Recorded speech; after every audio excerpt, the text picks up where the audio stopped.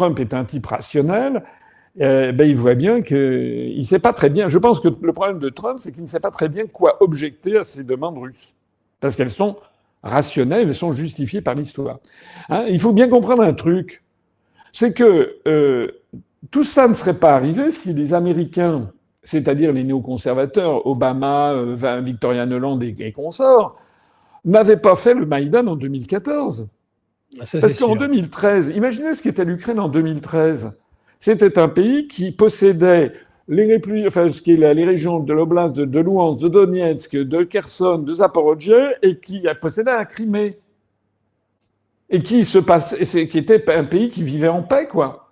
La seule contrainte qu'il y avait, c'est que le gouvernement de Kiev avait intégré, ce qui est une évidence, c'est que lorsqu'on est le voisin immédiat de la première puissance ou deuxième puissance militaire mondiale, quand de surcroît on a appartenu à cet empire pendant 3 siècles, et qu'on s'appelle l'Ukraine, que de surcroît il y a énormément de consanguinité, de mariage mixte, etc. C'est presque un combat fraternel, hein, entre fratricides plutôt, excusez-moi, entre les deux.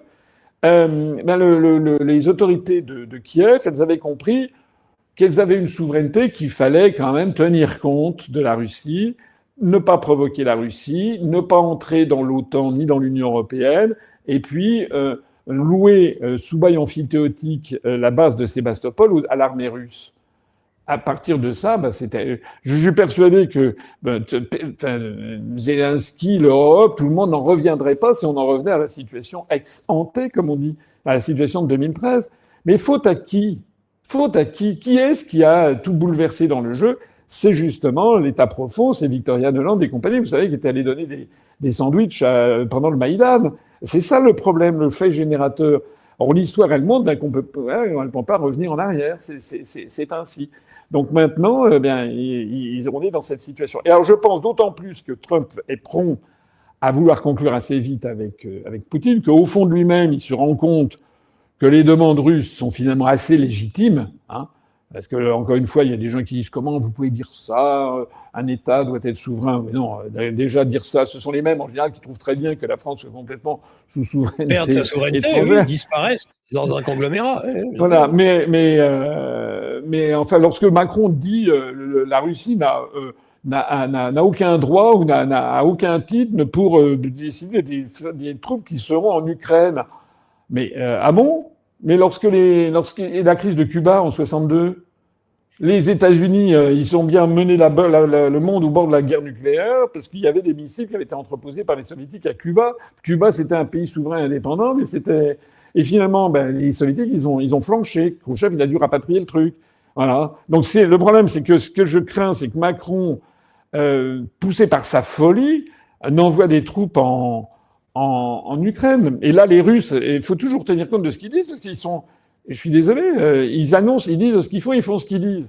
Les Russes ont dit que si on envoie des troupes en Ukraine, elles seront partie prenante directement à un conflit, donc ce seront des cibles, et qu'ils utiliseront tous les moyens.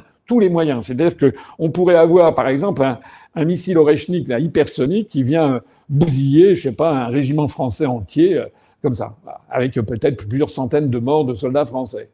Il fait quoi, Macron ? C'est pas du jeu ?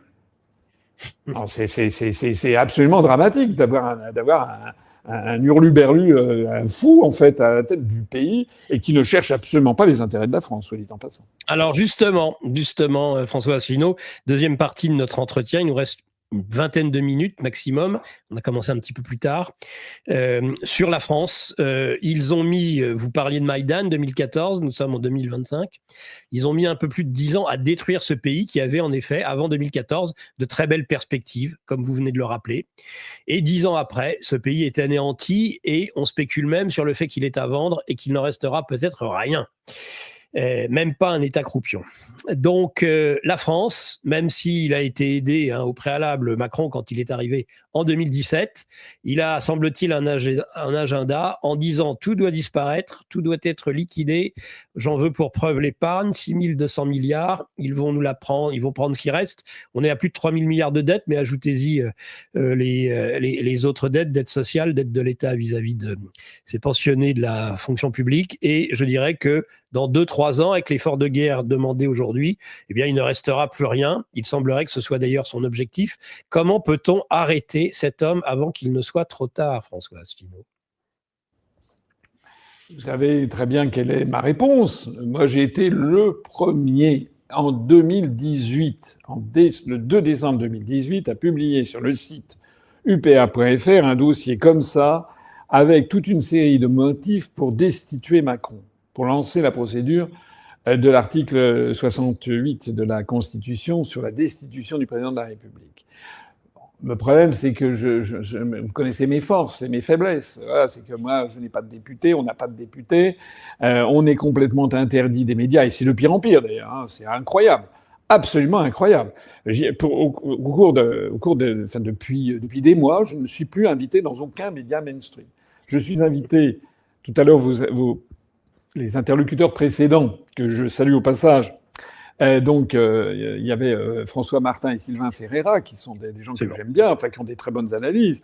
Ils disaient à juste titre que le travail que vous, GPTV, vous faites, mais aussi Tocsin, TV Liberté, Radio Courtoisie, etc., Putsch, etc. Bon, c'est toujours difficile de commencer à citer parce qu'on risque d'en oublier.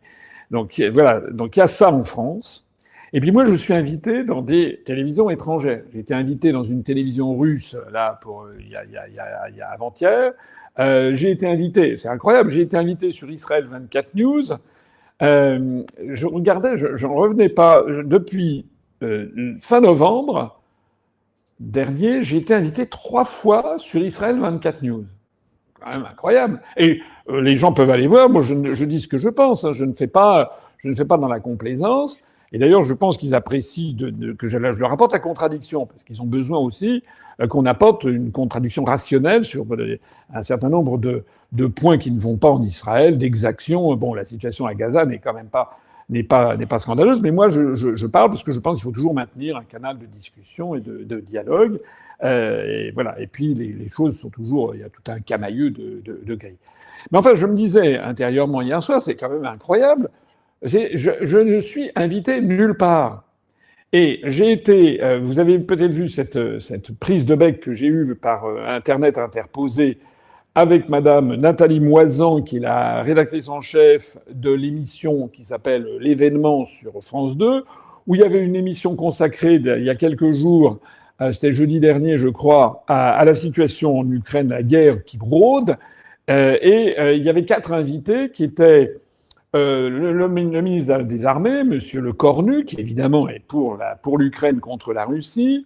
Il y avait Monsieur Glucksmann, un agent de l'État profond américain, qui était évidemment pour l'Ukraine et contre la Russie. Il y avait Monsieur Mélenchon, qui, même s'il prend des postures de gauche, même si de temps en temps il se pince un peu le nez, il est quand même pour l'Ukraine et contre la Russie. Et il y avait enfin, cerise sur le gâteau, l'homme qui en ce moment est en train d'être promu par les médias pour nous occulter, j'aurai l'occasion d'y revenir, c'est l'effet Montebourg. Vous savez, déjà en 2016 et en 2021, les médias avaient catapulté Montebourg pendant des mois comme étant le souverainiste, sachant que Montebourg cherchait pas du tout ses parrainages, il a été retiré. Mais pendant qu'on donnait 5% du temps de parole à Montebourg, il y en avait 0 pour Asselineau et l'UPR.